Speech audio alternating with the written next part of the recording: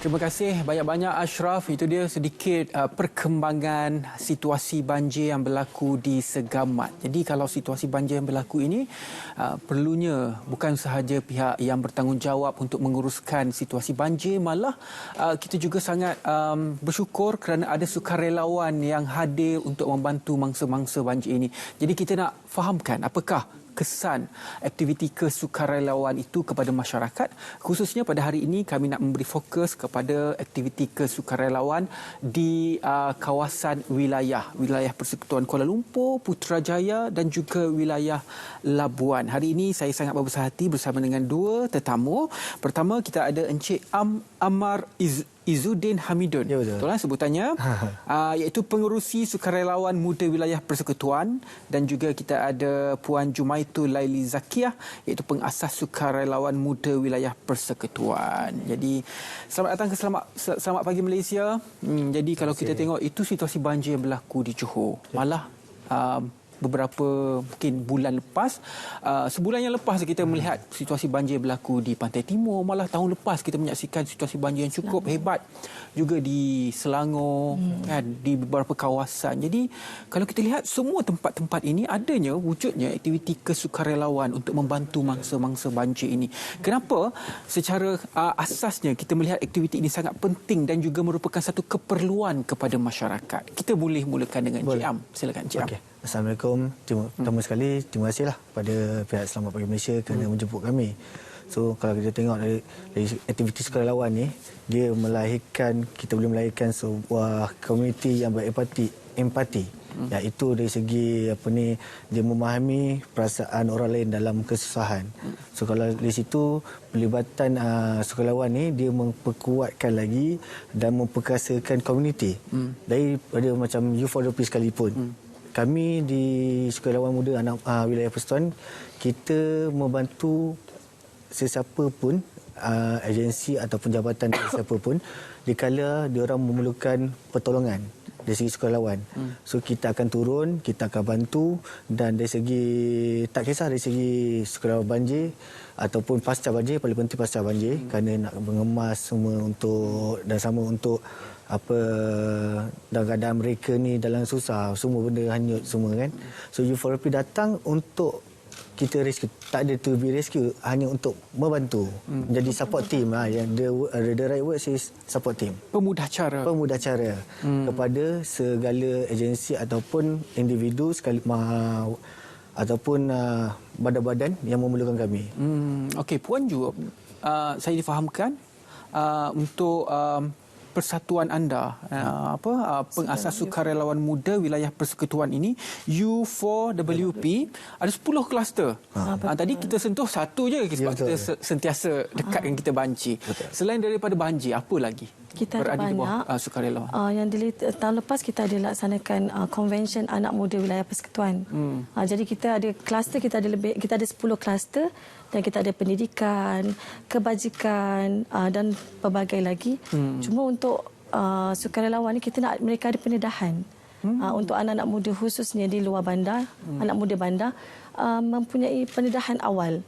Sebab kalau kita kata sukarelawan ni maknanya dia berkhidmat secara suka dan rela, maknanya tiada paksaan. Jadi kita nak kalau boleh ada pendedahan awal kepada anak-anak muda khususnya untuk bersama-sama dan kita melaksanakan program. Contoh macam kita ada laksanakan program convention ni, sebenarnya kita memberi peluang dan ruang kepada anak-anak muda untuk bersama-sama dengan sukarelawan. Kita kumpul semua wilayah Persekutuan Putrajaya dan juga Kuala Lumpur. Jadi kita memberi ilmu juga. Kita ada panggil golongan-golongan profesional untuk kerjaya lah. Jadi untuk kluster-kluster yang kita sediakan ni, kita memberi orang kata empowerment anak-anak muda, dan kita memberi diorang peluang dan ruang untuk bekerjasama. Jadi bagaimanakah untuk membentuk seseorang itu menjadi sukarelawan yang berkualiti? Kita faham dalam aktiviti kesukarelawan ini, semua golongan masyarakat kita pergi. Golongan susah, golongan asnaf, golongan terkena bencana. Malah untuk kanak-kanak pun ada sukarelawannya tersendiri. Macam mana untuk memastikan sukarelawan yang terlibat dengan situasi dan juga isu-isu ini berkualiti yang kita hasilkan? Alright. Untuk sukarelawan berkualiti ni, dia selalu subjektif. Dia maknanya, okey, nak jadi sukarelawan ni kita kena ada satu minat. Yang penting minat. Sebab nama pun sukarela, sukarelawan, sukarela tanpa imbuhan. Sekiranya ada imbuhan, kita kongsi sama-sama. Kalau tak ada, benda pertama saya selalu cakap dengan tim saya, iaitu penat. Benda pertama ialah penat. Penat kita akan rasa setiap program. Yang kedua ialah kepuasan diri. Itu ialah end goals dia, ialah kepuasan diri sebab kita dapat membantu semua program-program sukarelawan dan akhirnya kita capai objektif dia. Selain itu juga untuk jadi kualiti ni kita kena ada komitmen, yang penting. Sebab apa? Kalau tak ada komitmen, macam mana kita nak pergi bantu orang lain? Sebab apa? Mereka ni perlukan bantuan daripada kami, daripada kita. So kalau kita tak dapat bagi komitmen, macam mana dia orang ni kita nak bantu mereka? Itu yang antara sebab nak jadi sukarelawan yang berkualiti, ini antara kita daripada U4OP kita ambil aspek yang macam tu. Apakah jenis bantuan yang diberikan oleh persatuan khususnya untuk isu-isu yang berada di Kuala Lumpur ini? Okey, banyak sebenarnya yang kita berikan. Contoh kita bagi dari segi dana keuangan, dan kita ada juga tenaga. Yang paling utama untuk sukarelawan tenaga lah. Sebab macam kita sekarang menghadapi pasca banjir, bila mereka mengalami, kita perlukan lebih ramai anak-anak muda yang untuk membantu. Sebab kalau kita tengok, orang kata bila pihak yang mengalami masalah banjir ni, diorang more to depression. Jadi kita perlu memberi sokongan membina. Dan kita ada juga macam U4OP, kita buka satu ruangan untuk mereka menderma. Jadi kita akan beri sumbangan itu kepada pihak-pihak yang terlibat lah. Okey, apakah cabaran-cabaran yang dihadapi oleh persatuan apabila berhadapan dengan pelbagai isu yang kita hadapi ini? Isu pertama ialah dana lah. Macam Maito cakap tadi, dana kita ada dana yang terhad. Itu yang pertama. Yang kedua ialah dari segi macam saya ada beritahu tadi, ialah masa, komitmen mereka. Sebab apa? Ada antara mereka ni ada kerja hakiki dan tugasan lain yang diorang kena buat. So komitmen mereka, sekiranya mereka tak ada komitmen lain, mereka menyertai kami sukarelawan untuk kerja-kerja. Sebab kita bukannya di U4OP, kita bukan bagi diorang, macam saya cakap tadi, tak ada imbuhan. Kalau ada, insya-Allah, alhamdulillah. Kalau tak ada, kita buat dengan cara yang lain, iaitu memberi bantuan dari segi, kita akan bantu mereka dari segi mungkin dari U4OP kita ada anak-anak muda, so mereka banyak memerlukan macam sijil, lepas tu dia perlukan pengalaman. Yang penting pengalaman lah yang paling penting. Sebab dengan pengalaman ini mereka boleh gunakan di tempat lain, tak spesialnya di tempat kita, mungkin di tempat lain pun mereka juga dapat gunakan ilmu yang mereka dapat daripada sukarelawan untuk hal-hal yang lain lah. Apakah bentuk-bentuk aktiviti pemerkasaan sukarelawan itu sendiri yang dijalankan oleh pihak persatuan? Okey, Puan Ju. Okey. Kalau macam kami di U4OP, kita buat macam yang tertera di gambar. Kita ada sukarelawan yang kita memang buat untuk convention, untuk pendidikan, dan kita turun ke sekolah-sekolah memberi sumbangan. Dan kita ada juga buat aktiviti talk. Maknanya kita buat talk antara anak-anak muda dengan sukarelawan. Itu antara aktiviti yang kita laksanakan lah. Tapi tak mudah sebab kadang-kadang anak-anak muda ni macam Tuan Pengerusi cakap tadi, kebiasaannya kita mengharapkan sesuatu. Maknanya ada imbuhan yang kita perlukan. Tapi alhamdulillah sukarelawan kita tubuhkan ni dia sentiasa datang dari mana-mana negeri untuk bersama-sama. Ada yang hari tu kita buka untuk vaksin. Kita bantu, kita mostly U4OP ni start masa zaman COVID. Dan kita buka memang daripada Perak turun, daripada Kedah turun. Jadi memberi sokongan membina lah. Jadi diorang banyak membantu dan menggerakkan program-program. Sebagai rekod sehingga hari ini, berapakah jumlah tenaga yang ada di bawah persatuan? Alhamdulillah, sehingga 31 Disember yang lepas, kita mempunyai 515 orang sukarelawan daripada kita tubuhkan pada 2021. Iaitu dan kini jatuh kuasa dalam U4OP ini, majoriti 90%, 90% kita ada anak muda di bawah 30 tahun. Cuma kami ni lah senior-senior.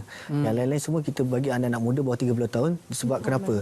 Sebab mereka ni kita bagi empowerment untuk mereka buat untuk kita, diorang ni lead program, dan kita orang ini sebagai pengurusan kita orang kata bagi support untuk mereka untuk buat program. Sebab apa? Kalau kita tak lakukan daripada anak muda, ini orang kata empower anak muda lah. Kalau kita tak bagi peluang kepada anak muda, bila lagi? Inilah masa dia. Kita cukup masa, mereka-mereka ni dah matang, kita pun dah boleh serah tugas pada mereka. Seawal umur berapa boleh sertai persatuan? Awal dia kita mula 15. umur 15 tahun. 15 Kita ada ahli umur 15 tahun dan paling senior kita ada dalam 55 tahun. Walaupun kita ambil sampai 40, tapi mereka ni yang atas 40 ni diorang berminat. Willing tu. Nak berminat dari sukarelawan, so kita tak tolak mereka dan kita masuk sekali sebagai sukarelawan. Kalau tadi kita dapat tunjukkan aktiviti-aktiviti yang dijalankan oleh pihak persatuan untuk memastikan sukarelawan yang berada di bawah anda ini semua menjalankan tugas dengan cekap. Betul. Jadi bagaimana proses pemantauan dijalankan ketika aktiviti-aktiviti membantu dalam pasca banjir contohnya? Okey. Selalunya kalau setiap satu program kita akan lantik seorang PIC iaitu ketua untuk program tersebut di kalangan sukarelawan semua. So kita akan bagi kepada mereka kata authorized untuk mereka buat cara mereka. Kita sebagai senior kita akan pantau. Kalau ada kesilapan tak apa, itu adalah proses pembelajaran dan kita akan cuba nak ubah balik. Kita akan bantu mereka untuk tolong dari segi mereka ada masalah, kita akan bantu dan setiap kali program yang dilakukan, kredit tu akan diberi kepada mereka. Kita tak ambil kredit sebab mereka ni anak-anak muda ni, kalau kita dapat hargai diorang sonok. Diorang sonok dan dia rasa nak buat lagi. Apa yang saya faham tentang aktiviti kesukarelawan ini, ada do and don'ts. Ada yang boleh buat, ada yang tak boleh buat. Contohnya yang saya pernah tahu, jangan berkongsi nombor telefon kepada, contohnya kalau kita pergi kepada homeless kan. Jangan berkongsi nombor telefon kita, jangan ajar untuk kita bagi cash duit. Apa lagi? Adakah apa yang saya cakap itu betul, do and don'ts-nya? Apa lagi do and don'ts yang yang perlu diikuti oleh sukarelawan? Puan Ju. Okey. Kalau pada saya sebenarnya kita moto orang kata betul yang tuan cakap berkenaan telefon tu betul, sebab kadang-kadang kita ni macam bila dah jumpa ramai-ramai kita akan hilang orang kata apa? Pertimbangan ataupun kawalan. Jadi kadang-kadang untuk saranan saya, kalau kita bersama-sama dengan mereka, mungkin kita boleh bagi dari segi kongsi ilmu. Mungkin kita boleh kongsi pengalaman dan kalau yang lebih tepat orang kata kalau bantuan, kalau dari segi bantuan kewangan semua, kita tengok apa yang kita mampu. Kita tak boleh, persatuan pun kita ada dana yang terhad, so kita tak boleh janjikan bulan dan bintang. So kita boleh bagi dari segi apa yang termampu saja. So dalam sama pantalaran yang lain, saya rasa kita kalau nak buat kerja sukarelawan tu dengan niat yang paling penting. Sebab dengan niat, ikhlas, sebab kita nak capai apa objektif yang mereka nak buat, hanya sekadar untuk glamour ataupun memang nak bantu mereka susah, memang ada sifat empati kepada diri untuk membantu mereka. Itu yang paling mustahak lah saya nampak. Paling mustahak. Okey, apakah perancangan jangka masa pendek dan juga jangka masa panjang? Jangka masa pendek pastinya bulan puasa nanti banyak aktiviti-aktiviti yang akan dijalankan. Mungkin sedikit. Okey. Dalam masa terdekat ni betul lah macam saudara cakap tadi, dari segi bulan puasa yang penting kita banyak program. Macam tahun lepas kita buat program bersama singgah sahur bersama ahli bomba dengan bomba-bomba di wilayah. So kita buat cara yang berbeza. Selalunya kita buat dari segi bagi serah makanan. Kali ini kita panggil ustaz untuk bagi ceramah. Pukul 1-2 pagi kita buat program tu sebab anak-anak muda ni dia tak berminat untuk tak semua berminat untuk protokol. Dia mau tu santai. So kita buat cara yang sama. Dengan itu yang terdekat untuk bulan puasa. Selain itu mungkin insya-Allah lepas raya kita akan teruskan macam convention anak muda dan juga karnival. Ada perancangan lah sehingga akhir tahun. Program-program pemarkasaan itu akan sentiasa ada di samping dengan program-program untuk membantu masyarakat. Okey, terima kasih banyak-banyak kepada kedua-dua tetamu kita. Terima kasih kepada Encik Am Ahmad Izzuddin Hamidun, Pengerusi Sukarelawan Muda Wilayah Persekutuan, dan juga terima kasih banyak-banyak kepada Puan Jumaitul Laili Zakiah, Pengasas Sukarelawan Muda Wilayah Persekutuan U4WP. Terima kasih banyak-banyak. Itu dia impak kesukarelawan dalam kalangan masyarakat di Kuala Lumpur, khususnya di wilayah selain itu Kuala Lumpur, Putrajaya dan juga di Labuan. Baiklah, kita berehat seketika. Selepas ini Syafiqah akan bersama.